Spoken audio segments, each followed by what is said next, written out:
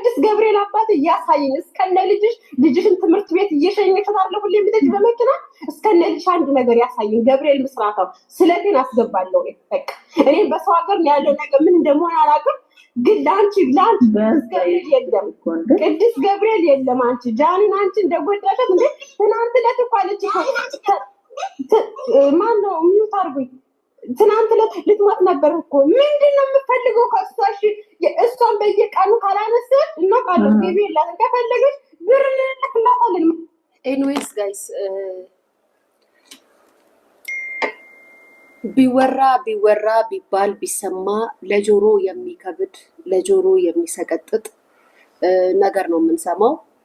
እውነት እናንተ የጃኒ ደጋፊዎች ወይም የጃኒ ተንከባካቢዎች እህቶቿ በዚህ ደረጃ እኔ ጃኒ ተናግሬያት ወይም ደግሞ መጥፎ ነገር አውርቼ ከሆነ ፍርድ ከላይ ነው፣ ከሰው አይደለም። ባይዘው እኔ ከሰው ፍርድ አልጠብቅም፣ ከእግዚአብሔር ነው ፍርድ የምጠብቀው። እና እናንተ ለተናገራችሁት ላላችሁት ንግግር እግዚአብሔር ልቦና ይስጣችሁ።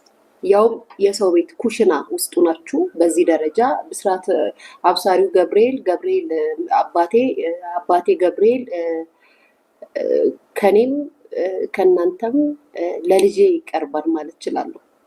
ገና አፍ ያልፈታችን ልጅ በዚህ ደረጃ እያላችሁ ስትረግማትና ስትሏት የእናንተ ገብርኤል ወይም እናንተ የምታመልኩት ገብርኤል ልጄን ቅድሚያ ይጠብቃታል፣ ቅድሚያ ለሷ ይሰጣታል።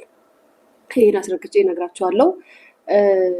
ያልገባኝ ነገር ይሄ ነው ማለት ምን ብዬ ነው እኔ ጠዋት ስነሳ ሶሻል ሚዲያው ተጥለቅልቋል። የስ አይኖ እኔ ስናገር በጣም ነገሩ ይገናል፣ ባይዘዌ በጣም ደስ ይለኛል። ምክንያቱም በጣም ተጽዕኖ መፍጠር እችላለሁ ማለት ነው። እና በጣም ተጠንቅቄ ስላወራው ምን ብያለሁ? ክፉ ነገር ተናግሬያለሁ እንዴ? እንደውም ጠጥታችሁ አታሽከርክሩ፣ እንደዚህ አታድርጉ ምናምን ያልኩት። ስም አልጠራውም፣ በየቱ በኩል ነው ስም? እንደውም አንድ አለች አሜሪካ የምትኖር ማን ነው የሚሏት የሆነች ሴትዮ አለች፣ አገስ ጸጉሯ እንደዚህ የምታረግ በፊት ለቀነኔ ድምፅ ነኝ ምናምን ብላ የምትጩ ስሟ ማን ነው? የእሷን ቪዲዮ ላኩልኝ። እንደውም እሷ ናት ስም እየጠራች ከግንብ ጋ ነው ከመንገድ መብራት ፖል ጋ ነው ተጋጅተው ትንሽ አደጋ ደረሰባቸው ምናምን ብላ ስም እየጠራች ሜሽን እያደረገች ስታወራ የሰማሁት እንጂ እኔ በተቻለ መጠን ስምም አልጠራውም። ግን አደጋ እንደደረሰባቸው ያው በሰዓቱ ወደ ያኒት ነው ምናምን የሚባለው ሆስፒታል ሲገቡ እዛ አካባቢ ሲታከሙ የነበሩ ሰዎች ስላዩ ደውለው ነግረውኛል። ሪፈር ሲደረጉም ቁመው እያዩ ነው። ይሄኛው ወደ ሰርጀሪ ሲገባ እያዩ ነው። ቪዲዮም ልኮልኛል። ግን ስምም የጠቀስኩት ነገር የለም። እንደውም የተለቀቀው ቪዲዮ የሆነ ቪዲዮ ተለቋል። የሆነ ቪዲዮ ልከውልን ነበር፣ ዲሌት አደረግኩት አላልኳችሁም? እና ሰው ለምን ሰማ ለምን ተላከላት ከሆነ እሱ ሌላ ጥያቄ ነው። ምክንያቱም የማንም ሰው ቪዲዮ ሊላክልኝ ይችላል። ፐብሊክ ላይ ያለ ስልክ ነው፣ ሚዲያ ላይ ያለው ልጅ ነኝ። ይሄ ወንጀልም አይደለም፣ አያስጠይቅም። እንዳላችሁት ደግሞ እናንተ የደገፋችኋት እናንተ የወደዳችኋትን ሴት በመጥፎ ስሟን አንስቼ አላውቅም። ሁሌ ነው የምናገረው። ከእናንተ በላይ ሁሌም ከጎኗ የነበርኩኝና ሁሌም አይዞሽ የምላት የማጽናናት ሲከፋት እንደ እህት የማናግራት የምመክራት ሴት ነኝ እስከማውቀው ድረስ። ሶሻል ሚዲያ ላይ የሚያደርጉትና የማይመቸኝ ነገር ካለ ደግሞ በግልጽ እናገራለሁ። ያው እንዳስተሳሰባችሁና እንደ ልካችሁ ስለሆነ የምትለኩኝ አልፈርድባችሁም። ፖይንቴ እሱ አይደለም። በነገራችን ላይ ፖይንቴ እሱ አይደለም። እዚህ አሁን ካስተላለፍኩት ቮይስ ላይ የሚመለከተው አካል በደንብ እንዲሰማል ይፈልጋለሁ። ከዚህ በፊት ብዙ ሞክረናል፣ ብዙ ልከናል ብለው ሲያወሩ ነበረ። አዎ ብዙ ሞክረዋል፣ ብዙ አድርገዋል፣ አልተሳካላቸውም። አንደኛ ነገር ከላይ ሆኖ የሚጠብቀኝ ፈጣሪ እኔን ሁሌ የሚጠብቀኛል። ሁለተኛ ነገር ደግሞ የሀገሬ ሕግ አስከባሪዎች ይጠብቁኛል። ሶስተኛ ነገር ደግሞ ራሴን በደንብ እጠብቃለሁ። አልፈ ከመጣክ ወይም ደግሞ ገፍተ ከመጣክ የሚገባህን እሰጥሃለሁ። እሱን እነግራችኋለሁ። ምክንያቱም ይሄንን በግልጽ ነው የምናገረው። ወንጀለኛ የሚያስብለኝ ነገር የለም፣ ጥፋተኛ የሚያስብለኝም ነገር የለም። ጥፋተኛ ነሽ የሚያስብለኝን ነገር ለመመልከት ወደኋላ ዞር ብዬ አይቻለሁ፣ አዳምጫለሁ። ምንም ጥፋተኛ የሚያስደርገኝ ነገር የለም። እንደውም ጥፋተኛ የሚያስደርጋችሁ እናንተን ነው።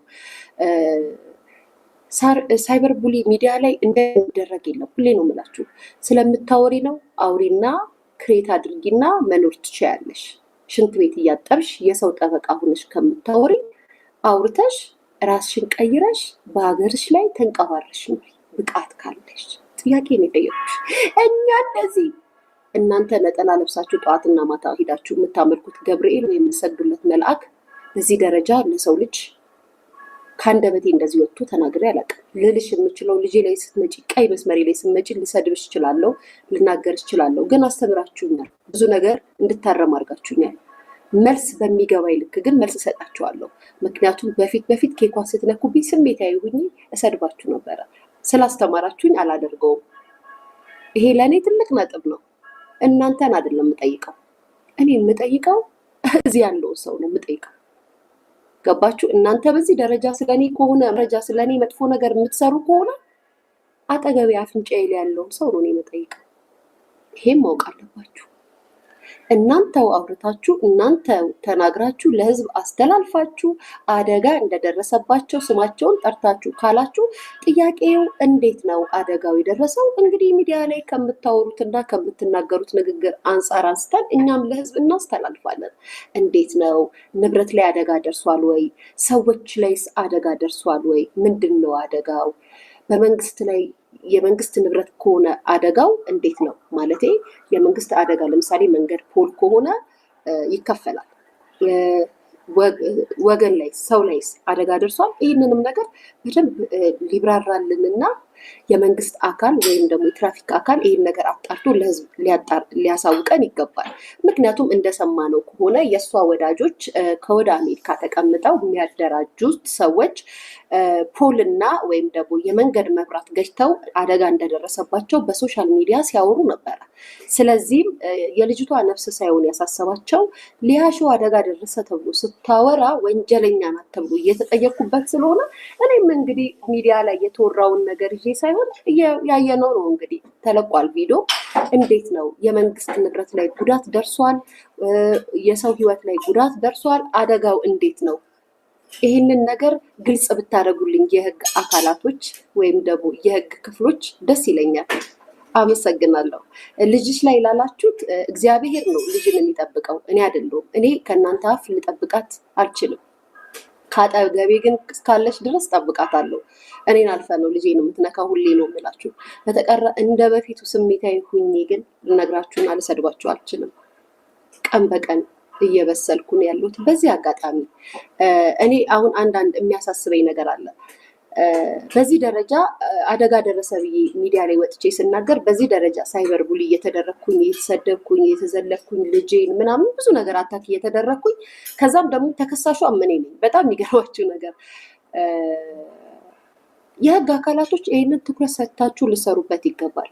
ምክንያቱም አንድ ሰው ሶሻል ሚዲያ ላይ ብዙ ተከታይና ወዳጅ ያለው ሰው አዲስ አበባ ላይ እየኖረ ወይም ኢትዮጵያ ላይ እየኖረ አንድ አደጋ ሲያደርስ በህጉ አግባብ ወንጀለኛ መሆኑ ከታወቀ ቅጣት ይፈጸምበት ወይም ቅጣት ይደረግበት ተብሎ እንኳን ወደ ቅጣት አካል ቢገባ መንግስት የለም እያሉ ልክ እኔን እንደሚናገሩት ሳይበር ቡሊ ወይንም ደግሞ ሶሻል ሚዲያ ላይ ቅስቀሳ አድርገው ነገ ተደራጅታችሁ ወጥታችሁ ድንጋይ ወርውሩ፣ እከሌ የሚባል ባለንብረት ወይም እከሌ የሚባል የመንግስት አካል ላይ ሂዳችሁ ጥቃት አድርሱ ብለው የሚያዟቸው ቴሌግራም ግሩፕ አላቸው። ይህንን በደንብ አድርጋችሁ እንድትመለከቱልኝ እፈልጋለሁ። እኔ ለእናንተ መማሪያችሁ ልሆን እችላለሁ። ምክንያቱም እነሱ እዚህ ተቀምጠው ያደራጇቸው ብዙ ሰዎች አሉ። የቴሌግራም ቻናል አላቸው። ጥፋት እንኳን ታውቆባቸው ጥፋተኛ መሆናቸው ታውቀው በህጉ አግባብ ይቀጡ ቢባል ነገ መንግስትን ይሳደባሉ፣ የህግ አካላትን ይሳደባሉ። ይሄ ለእናንተ ነው፣ ለእኔ አይደለም። እኔ ለምጄዋለሁ፣ መሰደቡንም መዘለፉንም መባሉንም ለምጄዋለሁ። ለእናንተ ለህግ አካላቶች ግን ይሄ ትኩረት ሰርታችሁ ልታዩትና ልትመለከቱት ይገባል። ይህንን ነው የማስተላልፈው። የደረሰው አደጋ መንግስት ላይ ነው፣ ሰው ላይ ነው፣ ግለሰብ ላይ ነው፣ ምንድን ነው? ይጣራለን። ከዛም እኛም እንስማና ለማውራት ያብቃል። አመሰግናለሁ። ሌላ